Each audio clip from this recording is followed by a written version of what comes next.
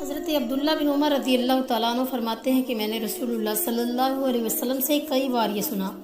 آقا علیہ الصلوۃ والسلام فرماتے ہیں کہ بنی اسرائیل میں کفل نامی ایک شخص تھا جو ہمیشہ رات دن برائی میں پھنسا رہتا تھا۔ حضرت عبداللہ بن عمر رضی اللہ تعالیٰ عنہ فرماتے ہیں کہ میں نے رسول اللہ صلی اللہ علیہ وسلم سے کئی بار یہ سنا۔ آقا علیہ الصلوۃ والسلام فرماتے ہیں کہ بنی اسرائیل میں کفل نامی ایک شخص تھا جو ہمیشہ رات دن برائی میں پھنسا رہتا تھا۔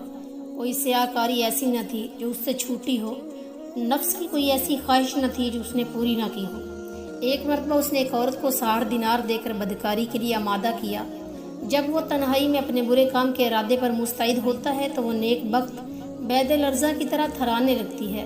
اس کی آنکھوں سے آنسوں کی جھڑیاں لگ جاتی ہیں، چہرے کا رنگ پھک پڑ جاتا ہے، رونگٹے کھڑے ہو جاتے ہیں، کلیجہ بانس کو اچھلنے لگتا ہے۔